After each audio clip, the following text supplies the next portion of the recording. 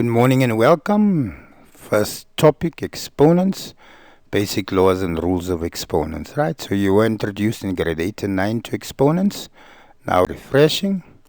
So in short, exponent normally has a base and an index, right? All together, put together, it's called a base. So A, there's my base.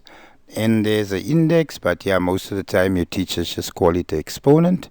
So yeah, that's the exponent, but the whole thing together is exponent. So per definition, a to the power n simply means whatever n represents, we're going to multiply a by itself that amount of times. So a to the power n is a times a times a times a times a times a times a to n factors. Right, n is always a rational number. Right, so in short meaning it can be a fraction, decimal, etc. And a must be a real number. Right. So I assume you still know from the number systems we've done. So if you refresh grade 8 and 9, you did first law. My bases are the same. We add the exponents if we're multiplying. So a to the m times a to the n equal a m plus n. Right? So if you're not following, I'll do examples. So when we multiply and the bases are the same, we add the exponents. So there, I have 3a cubed, c4 times 4a5, c negative 2. Multiplying, so first 3 and 4 there, my coefficients, they're not the same value, so therefore we just multiply them. 3 times 4. A and A there in purple, you see the base is A. I'm multiplying, so I have to add exponents, so that becomes 3 plus 5. There, base C and base C is the same, so we have to add exponents, so in this case it becomes 4 minus 2. So 3 times 4 gives me 7, just lying, 3 times 4 is 12. A3 plus 5 gives me 8. 4 minus 2 gives me C2. And they have solved the problem using the first law of exponents. So that's just to give you an example of how we'd use first law of exponents. Let's go to the second law. Right, and as I remember, to subscribe to stay up to date with the content that's below it. So they have a to the power m divided by a to the power n. According to the second law, if I divide, the bases are the same, we subtract the exponent. So that becomes m minus n. So when we divide and bases are the same, we subtract the exponents. So yeah, we've given you 2 to the power 4, b to the power 5, divided by 2 squared, b squared. So base 2 and base 2, write it down, one base, and we subtract 4 minus 2. There, base b and base b, so write down b and we say 5 minus 2. So 4 minus 2 gives me 2 to the power 2.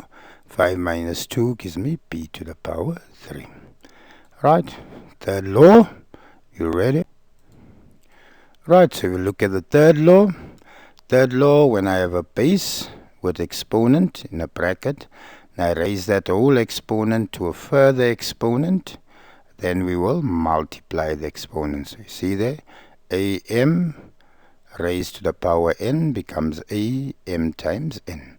So in raising a power to another power, we multiply the exponents.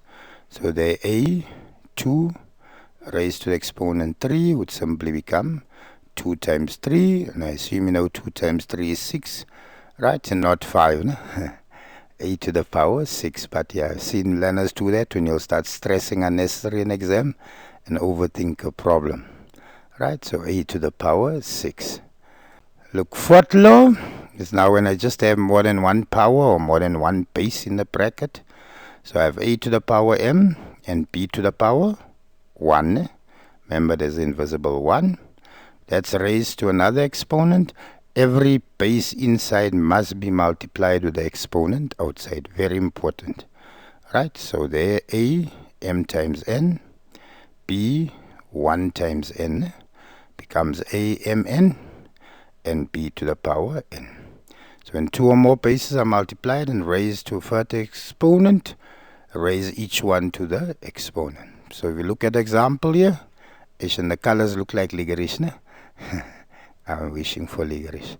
So that's 4, a to the power 2, p5 to the power 5, brackets raised to the power 3. So remember 4 has the invisible exponent 1. So if you don't write anything in the bracket, 1. So it becomes 1 times 3. 2 times 3 and 5 times 3. Right, so 1 times 3 gives me 4 to the power 3. 2 times 3 gives me 8 to the power 6. And 5 times 3 gives me p to the power 15. So they have applied the fourth law. Right, there's still rules and definitions that we've discovered using the 4 laws. Right, some people refer to them as laws, but yeah, they're just basic definitions, working with m and n being an element of natural numbers. So if we take any base and we raise it to the power 0, it will always equal 1. Take note that a cannot be 0 to the power 0. So 0 to the power 0 is considered to be a undefined, and a must be a positive or negative, but not 0. Number 2, yeah, somehow I've picked up learners still have a problem understanding this.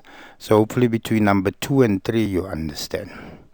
If I have a to a negative exponent n, right? Understand the following. If I write it as a rational number, I can write it as a negative n over 1. It is not a negative n over a negative n. So that's simply over 1. To make the negative positive, we always take it to the other side of the division line. So you see when I drop it to the bottom, it goes from a negative n to a positive n, and 1 simply stays on the top. Again, a can't be 0. Remember 1 divided by 0, undefined. Look at number 3. I have a fraction, a divided by b to the negative n. If I take this negative n in the negative 1, then a would go to the bottom because there's going to be a negative 1 to make it positive, a positive 1. There, b negative 1, if I bring it in, become b positive 1 if I take it to the top. Right, and there's n. If you look at example, if I have 2 over 3 negative 2, take the negative in and I flip the 2 around. So 3 goes top, 2 goes bottom, and 2 become positive. 3 squared, 3 times 3, not 3 times 2, net. 3 times 3 is 9, and 2 squared, 2 times 2 is 4. Right, and what I've done there is basically what the fourth definition is here, a over b to the power x. Can multiply 1 times x is x, 1 times x is x. So there 2, 1 times 3, 2 to the power 3, 1 times 3, 3 to the power 3. 2 cubed, 2 times 2 times 2 is 8. 3 cubed, 3 times 3 times 3 gives me 27. Alright, so hope you follow and understand. Right, I'll be using these laws and definitions to solve your general classwork and exam questions. Please like, share and subscribe.